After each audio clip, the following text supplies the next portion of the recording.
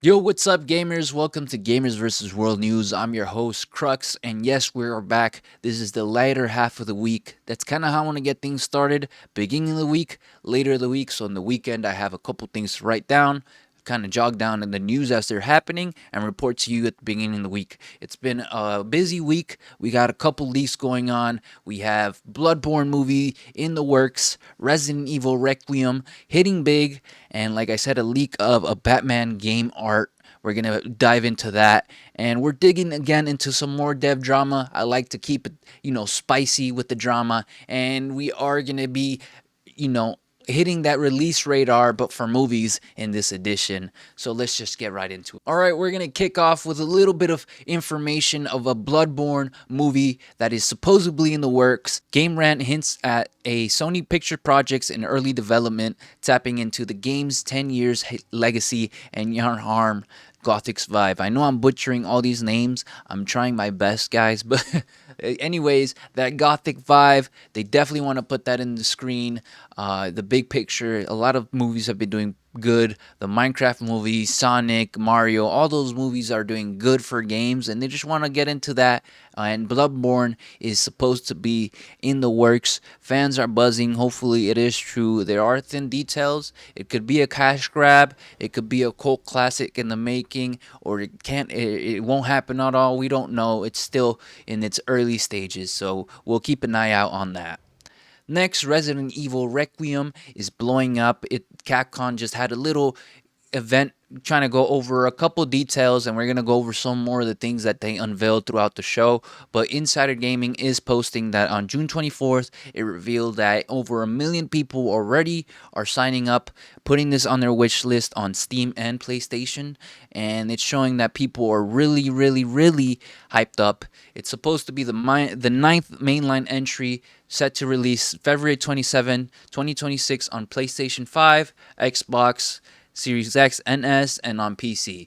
I'm not so sure if it's supposed to come out on the Nintendo Switch. We're gonna have to hear from Capcom on that. And it's set to be in post destruction of Raccoon City. We're following up on that, and the main protagonist is an FBI analyst by the name of Grace Ashcroft. It's the daughter of Lisa Ashcroft, so we're picking up on more Umbrella secrets there. And they didn't want to go with Leon because they felt for the setting they wanted a character that was more vulnerable. They didn't want to use Leon as a person who gets scared of everything. So they figured this character, it would make more sense for them to be super scared of these zombies and to be in these sticky situations that become worse just because she's panicking. Alright, so we want to come up. I know I did mention that Batman art dropped. Yeah, it's new art from a canceled Batman game, so don't get your hopes too high up. It's supposed to be involving Damian Wayne, a whole bunch of art with him, and a bunch of sidekicks for the Batman game, and of course, modern Bruce Wayne. A bunch of that art leaked, so that could have been another Batman game out there, and we would have been saved for Suicide Squad or Gotham Knights, but unfortunately they canned it and we went with those things. And a little bit of the game summary of what this game could have been. It was untitled. It was actually going by the code name Project Sabbath, and W Game. It was obviously under Warner Brother Games on Montreal. It was outside the Arkhamverse, supposedly, and the voice actor Josh Keaton confirmed to be recorded as Damian Wayne 8 years ago, so it's definitely been in its works, but it's canceled due to its leaks. And it was supposed to be as futuristic, have a bunch of bat bikes, and fans are mourning of what could have been. And do you think it was worth to revive? They should go back to that. Who knows? And yes, we are talking about Xbox again, just because they are pushing the boundaries. They didn't want to get involved in VR gaming, and here they are partnering up with MetaQuest, and they're linking up. They brought a new VR gaming edition to MetaQuest. It comes with support to its control, and Xbox is finally in the VR. They didn't have to come up with the technology themselves, kind of like with the handheld. They say, you know what, let's use our powers.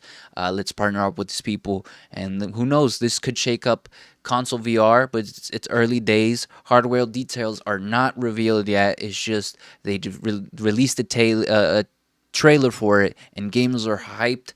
but they're still cautious about it because the VR scene has been a little bit mediocre.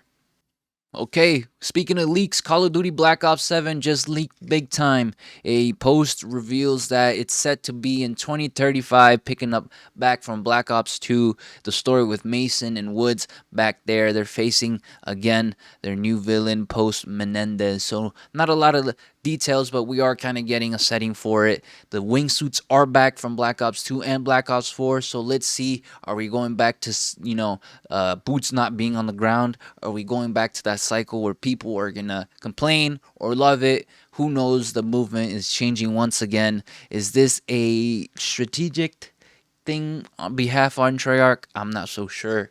But let's focus on Capcom again. Street Fighter 6 turns 2 second anniversary and Capcom's celebrating big. They're bringing a huge update to the game, and what they're going to be doing is adding 4 new characters to the roster, one of them being M. Bison, and it's supposed to be great, but one of the main things that they're doing is they're actually adding a new fighter from a different platform. M. Bison is the longtime Street Fighter antagonist. He'll be joining the roster. Terry is the face of Fatal Fury. He's the first character outside of the Street Fighter universe to be on the roster in the Street Fighter game. That's not a crossover. Mai is coming over, and Elena is a new character, and they appeared in Street Fighter 3, and they're coming back. So Capcom is pretty excited to have its second year in its lifespan for this Street Fighter 6 game, and it's honestly a good way to get your 5 million players that bought it, and I think it's a great idea. And a lot more developers should be doing that, and one of the developers still doing that is Techland. Dying Light, not the second one, but the first one, is getting an update patch after 10 years, and its marketing is Dying Light is still kicking after 10 years, and they did it. They put a little graphic out there and says stay 10 years and still fresh, and I think this is amazing to have a game that old in 10 years, and Rockstar does it. We got to give them props, but Dying Light here is doing it for a lot of people who have PlayStation 4, Xbox Ones. They have a game that keeps getting updates that people don't get left out, and it's really worth checking out. It's pretty good to have developers, show their love to their communities, even, 10 years later, which is awesome. A little bit of controversy is Fortnite is suing cheaters. Epic Games is targeting aimbots with lawsuits, and it's in one of their competitions. One of these players got sued up to $125,000. So, how are they going to pay that? Who knows? But this just shows you guys, do not cheat. You'll get caught. Death Stranding released over the week. It launched January 26th, which is today. A lot of people were playing it, and the reason I want to cover it is because people are loving it. It's 90 out of 100 in Open Critic on IGN. It's hitting almost amazing 10 out of 10 score. People are loving this game. It's pushing PS5 graphics to the next gen, and it's really worth checking out because it's a PS5 exclusive. This is how you push consoles. It's divisive, but it hypes the game up because the reason why you want games on the PC is because they did so well on the PlayStation 5. So it's amazing that it's doing so hot. A lot of people are playing it, and honestly, it looks stunning. I can't wait for it to for myself to pick it up, actually. And a little bit of sadder news to, long time, Valve Counter-Strike 2. Its players count is dipping. PC Gamer notes 20% drop since launch, possibly due to updates lagging, the gameplay being not as fluid as it used to be, and for some reason, Valve couldn't get this right. It hurt them on the foot. It doesn't feel the same. Personally, competitive does not feel the same. I wasn't the best player out there, but if I'm noticing, that it's not the best at that stage, I could imagine players with much more experience, much more time of it, are going to get more annoyed. So, some blame Valve, some say it's natural. What do you guys think Valve should do to fix it, get back to that state of play where Counter-Strike used to be? Now it's not all bad. We just do want to, pick up the show again, and I'm gonna remind you guys with summer sales. They are live. Steam summer sale is live today. They're offering up to 75% off top titles like Elden Ring. There are some God of War, Halo Infinite sales on there just because they are on the Steam tablet. So those games are I mean, the Steam deck. So those games have done amazing on there. So they have even better discounts on there just to show off the power of Steam Deck. So it's always cool to pick up a Sony exclusive that used to be an exclusive or an Xbox exclusive. I know I have Halo Infinite installed, and you just gotta love a discount. What's on your wish list? Share it down in the comments down below, and if something went on sale and you picked it up, make sure you let me know. Again, the theme of this episode are leaks. EA Sports FC 26 cover leak. It's set to be releasing on June 24. This reveal got posted on Twitter, and it's supposed to be revealing that Jude Bellingham is returning to the cover, and it's going to be official. Bellingham has a cover back to back. A couple players have that. Rooney does that. Lionel Messi does that. Ronaldo does that. So for Bellingham to have it, that's actually pretty impressive. Another rumor is Nintendo Switch 2 is delayed. A lot of people are picking it up, but what it means, Switch 2 has not been released. What do you mean delayed? Nope, it just means the next batch in production have been delayed. They got a couple hiccups, but I'm sure those scalpers will like the news of that. Price rocketing of all the consoles have just gone up. Fans are frustrated, but it's gonna get ironed out by Nintendo. Thoughts on waiting longer? Just let me know down below, guys.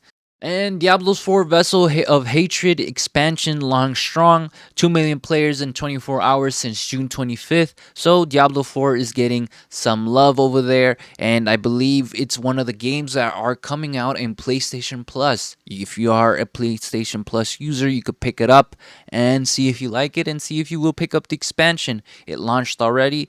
2 million players on it. They're loving it. Blizzard's back in form. They needed a win. And hopefully they continue with a good streak and clean up their ways, because their developers are, we know they could do this. They just need to figure that out. I wanted to end this with the release radar, and we're going to be focusing on movies. I'm a big movie fan myself, so I figured I'll let you guys know what's dropping soon. F1 comes out tomorrow with starring Brad Pitt. I know that movie looks great. I want to check it out myself. And Jurassic World Rebirth coming out in July 2nd, so we'll see how they do with that. Scarlett Johansson is starting on that with a couple more characters in there, a couple more actors. Ballerina drops with Ana de Armas, and that seems to be it for the movie lineups. We are going to be seeing those movies release over the this weekend and the next week, but you're hearing it here first, because in the next episode, we're going to be focusing on what's to be coming out soon. So anyways, that should be the end of this episode. There are no more news for now. We're going to be heading over to the Steam Summer Sale and seeing what we pick out. So I want to end this video and say I'm going to go spend some money on Steam just because of how many good deals there are. If you picking something up, guys, make sure to let me know down below. I appreciate all the support. Thank you for watching me, and make sure to subscribe.